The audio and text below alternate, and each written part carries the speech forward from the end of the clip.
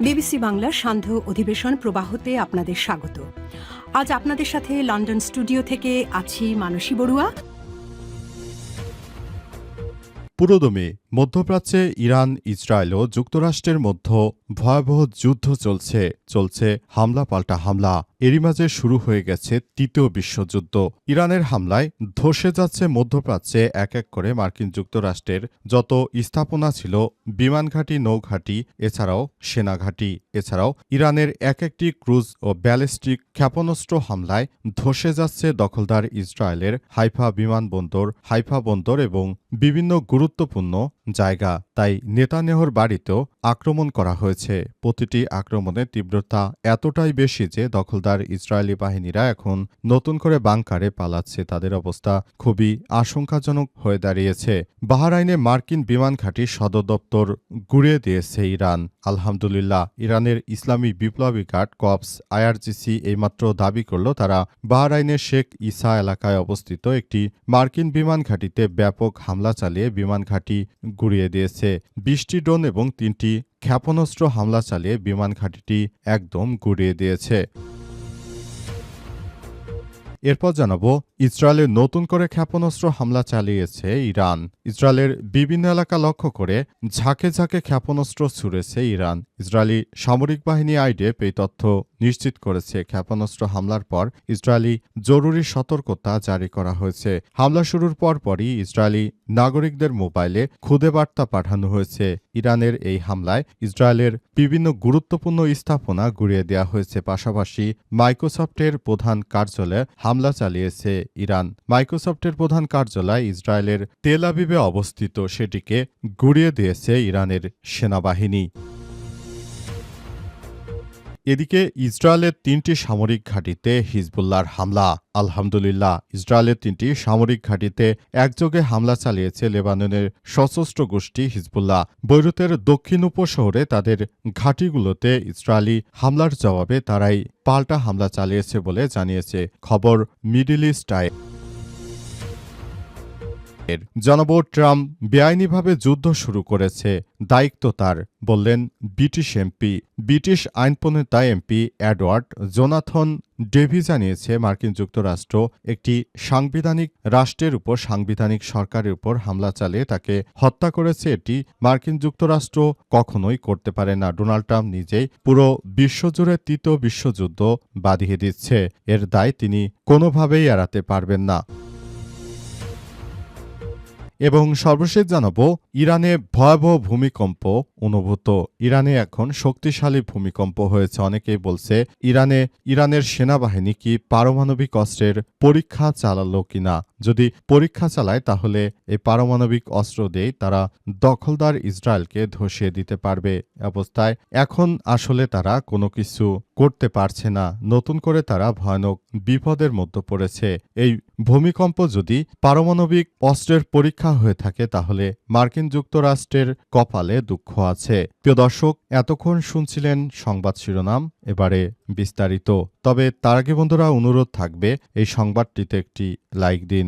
এই চ্যানেলে আপনি নতুন হয়ে থাকলে আমাদের সংবাদটি দেখতে দেখতে চ্যানেলটি সাবস্ক্রাইব করে রাখুন। কমেন্ট করে বন্ধুরা আপনার মূল্যবান মতামত জানিয়ে দিন আপনি বিশ্বের কোন দেশ থেকে বা বাংলাদেশের কোন স্থান থেকে আমাদের সংবাদটি দেখছেন এবং শুনছেন। আর বন্ধুরা, সংবাদটি আপনার সোশ্যাল মিডিয়া ফেসবুকে শেয়ার করে বন্ধুদেরও দেখার সুযোগ করে দিন। গাজা যুদ্ধে আপনি যদি নিরীহ ফিলিস্তিনিদের ভালোবেসে থাকেন, কমেন্টে ইয়েস লিখে পুরো বিশ্বকে জানিয়ে দিন।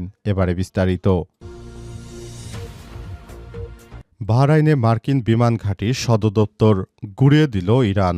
আলহামদুলিল্লাহ, ইরান একের পর এক চমক দেখাচ্ছে। এবার মধ্যপ্রাচ্যে বাহরাইনে যে মার্কিন যুক্তরাষ্ট্রের বিমান ঘাঁটি ছিল সেটিকে গুঁড়িয়ে দিয়েছে। এর আগে কাতারে আল উদাইদ বিমান ঘাঁটি গুঁড়িয়ে দেয় তারা। মোট কথা, মধ্যপ্রাচ্যে মার্কিন যুক্তরাষ্ট্রের আধিপত্যবাদের যে নিদর্শন রয়েছে তার সবকিছুই মার্কিন যুক্তরাষ্ট্রের সেই নিদর্শনগুলোকে গুঁড়িয়ে দিচ্ছে ইরান। ইরানের এক একটি ব্যালিস্টিক ও ক্রুজ মিসাইল হামলায় সবকিছু তছনছ হয়ে যাচ্ছে। পুরোপুরি প্রক্রিয়াটি এখন এতটাই জটিল আকার ধারণ করেছে যে পুরো মধ্যপ্রাচ্য থেকে আসলে পালিয়ে যাচ্ছে এখন যুক্তরাষ্ট্রের সেনারা যে শক্তি নিয়ে মধ্যপ্রাচ্যে তাদের আধিপত্যবাদ প্রতিষ্ঠিত করতে এসেছিল, কিন্তু ইরানের ব্যালিস্টিক ও ক্রুজ মিসাইল হামলা এবং ড্রোন হামলায় তারা এখন মধ্যপ্রাচ্যে নাস্তানাবুদ আকার ধারণ করেছে। তারা এখন কোনো কিছুই করতে না পেরে আসলে মধ্যপ্রাচ্য থেকে তারা পালিয়ে যাচ্ছে। এখন তাদের পালানো ছাড়া বিকল্প আর কোনো পথ খোলা নেই। পুরো মধ্যপ্রাচ্যের সব অঞ্চল জুড়ে এখন এই দখলদার সেনাবাহিনীগুলো পালিয়ে যাচ্ছে। এমনকি মধ্যপ্রাচ্যের সংযুক্ত আরব আমিরাতে তাদের যে বিমান ঘাঁটি ছিল সেটিকেও গুড়িয়ে দেওয়া হয়েছে। সেখান থেকে বিমানভর্তি যুক্তরাষ্ট্রের সেনারা সেখান থেকে পালিয়ে গেছে, এমন তথ্যই সামনে আসছে। এই কথার পর পুরো মধ্যপ্রাচ্য জুড়ে এখন দখলদার ইসরায়েলের শাসন এর অবসান হতে চলেছে। মার্কিন যুক্তরাষ্ট্র যে মিথ্যা প্রতিশ্রুতি দিয়ে সৌদির বাদশাদের এতদিন বলেছিল কোনো আক্রমণ হলে তোমাদের বাঁচাবো, এখন তারাই যুদ্ধ বাদিয়ে দিয়ে এখন মধ্যপ্রাচ্য থেকে পালিয়ে যাচ্ছে। এই কর্মসূচি আসলে খুবই খারাপ আকার ধারণ করেছে। ইসরায়েলের নতুন করে ক্ষেপণাস্ত্র হামলা চালিয়েছে ইরান।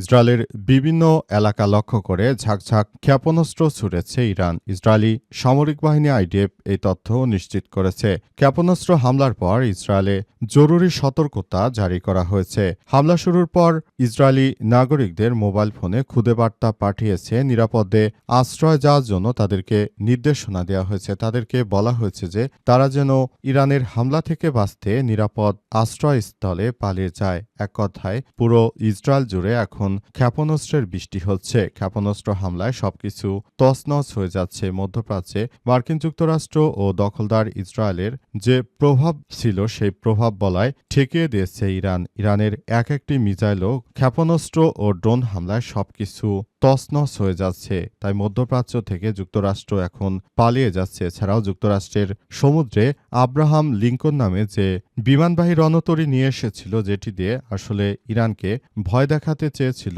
সেটি এখন ইরানের জলসীমা থেকে তারপর আরও পিছনের দিকে পালিয়ে গেছে। অবস্থায় নতুন করে আবারও বড় ধরনের ভীতিকর পরিস্থিতি তৈরি হয়েছে দখলদার ইসরায়েল ও যুক্তরাষ্ট্রের বিরুদ্ধে। বর্তমানে এই কন্ডিশন এতটাই খারাপ আকার ধারণ করেছে যে পুরোপুরি প্রক্রিয়া এখন নতুন করে সবকিছুর মধ্যে পড়ে যাচ্ছে। দখলদারেরা যে সহজভাবে তারা কাজটি করতে চেয়েছিল, প্রকৃতপক্ষে তারা এতটাই বিপদে পড়েছে যে এখন আর মধ্যপ্রাচ্যে তাদের নাম নিশানা মুছে যাচ্ছে। ইসরায়েলের ৩টি সামরিক ঘাঁটিতে হিজবুল্লাহর হামলা। ইসরায়েলের ৩টি প্রধান সামরিক ঘাঁটিতে হামলা চালিয়েছে লেবাননের সশস্ত্র গোষ্ঠী হিজবুল্লাহ। বৈরুতের দক্ষিণ উপশহরে তাদের ঘাঁটিগুলোতে ইসরায়েলি হামলার জবাবে তারা এই পাল্টা হামলা চালিয়েছে বলে দাবি করেছে। তারা বলছে যে দখলদার বাহিনী লেবাননের উপর যে হামলা চালিয়েছিল সেই হামলা থেকে মূলত লেবাননকে রক্ষা করতে এবং হিজবুল্লাহ সদস্যদের রক্ষা করার জন্য তারা এই আক্রমণ চালিয়ে যাচ্ছে। আক্রমণ তীব্র থেকে আরও তীব্রতর করা হচ্ছে এবং পুরো মধ্যপ্রাচ্য এলাকা থেকে এখন এই দখলদারেরা পালিয়ে যাচ্ছে। তাদের এখন এই মুহূর্তে পালিয়ে যাওয়া ছাড়া আর কোনো বিকল্প পথ তাদের হাতে খোলা নেই। তারা মধ্যপ্রাচ্যে যে আশা আকাঙ্ক্ষা নিয়ে সেখানে তারা হামলা করেছিল, ইরানকে তারা চমক দেখাতে গিয়ে নিজেরাই চমকের মধ্যে পড়েছে। ইরানের হচ্ছে এখন বাঁচা মরার লড়াই। ইরানের সর্বোচ্চ ধর্মীয় নেতা আয়তুল্লাহ আলী খামেনিকে হত্যার মধ্য দিয়ে মূলত তারা ইরানের রেজিম অর্থাৎ সরকার পরিবর্তন করতে চেয়েছিল। তারা ষড়যন্ত্র করে মনে করেছিল যে আমরা ইরানের সাধারণ জনগণকে রাস্তায় নামিয়ে দিলে হয়তো এই যুদ্ধটি আমরা ভালোভাবে পরিচালিত করতে পারবো। এই যুদ্ধটি হয়তো আর আমাদেরকে দীর্ঘায়িত করতে হবে না, এমনিতেই ইরানের সাধারণ জনগণই এই সরকার পরিবর্তন করে ফেলবে। কিন্তু প্রকৃতপক্ষে দেখা গেল উল্টো। এখন ইরানের সাধারণ জনগণ আর দখলদারদের সেই ষড়যন্ত্রের ফাঁদে পা দেয়নি, বরং ইরানের সাধারণ জনগণ এখন আয়তুল্লাহ আলী খামেনির যে মৃত্যু হয়ে গেছে তার মৃত্যুতে তারা আরও বেশি শোক পাচ্ছে।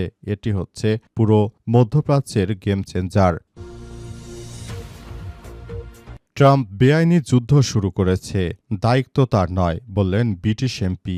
ব্রিটিশ আইন প্রণেতা এমপি এডওয়ার্ড জোনাথন ডেভি জানিয়েছেন যে মার্কিন যুক্তরাষ্ট্র ইরানে যে হামলা করছে সেটি সম্পূর্ণ অবৈধ একটি হামলা। কারণ হিসেবে তিনি দাবি করেছেন যে কোনোভাবেই আসলে মার্কিন যুক্তরাষ্ট্র আরেক দেশের সাংবিধানিক সরকারকে তারা পরিবর্তন করতে পারবে না। কারণ ইরানে বর্তমান যে সরকার রয়েছে তারা সম্পূর্ণ তাদের এই সংবিধান মেনেই তারপর সরকারে বসেছে। তাদের প্রভাব প্রতিপত্তি সবকিছু তারা নিজেরাই তাদের নিজেদের নিয়ন্ত্রণ করছে। অন্য রাষ্ট্র থেকে গিয়ে একটি সাংবিধানিক সরকারকে এভাবে পরিবর্তন করা কোনোভাবে আইনগত ভিত্তি নেই। আবার তারা দীর্ঘদিন ধরেও কিন্তু ক্ষমতায় নেই। তাদের দেশে সাধারণ জনগণ ভোট দিয়ে কিন্তু সরকার নির্বাচিত করছে। সুতরাং এই বিষয়গুলোকে সামনে রেখে আসলে এখন থেকে সবাইকে নিয়ে একটি সুন্দর ও সমৃদ্ধির একটি আধুনিক ইরান সংস্কার করে গড়ে তোলা হয়েছিল। কিন্তু সেখানে তারা গিয়ে উল্টো যে হামলা শুরু করেছে, এই হামলায় মূলত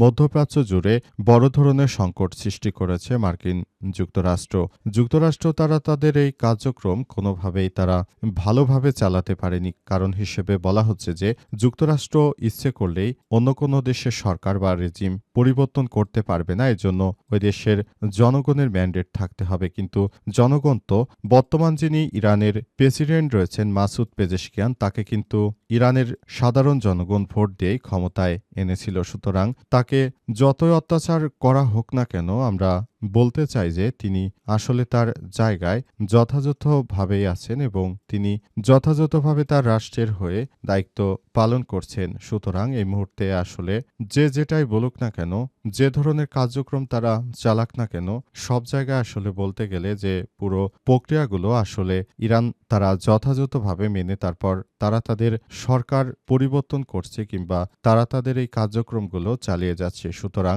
এখানে যদি তারা মনে করে যে এই দেশের সরকারকে তারা পরিবর্তন করে ফেলবে, সেটি তাদের জন্যই লজ্জার। কারণ ইরান কিন্তু কোনো অবৈধভাবে সরকারে কেউ থাকেনি, বরং এটি জনগণের ম্যান্ডেট নিয়ে সরকার গঠিত হয়েছে। সুতরাং এখান থেকে স্পষ্ট হওয়া যায় যে আসলে মূল প্রক্রিয়াগুলো যেভাবে করা হয়েছে সেটি ইরানের জন্য আসলে আরও বড় ধরনের একটি সম্ভাবনা তৈরি করে দিয়েছে।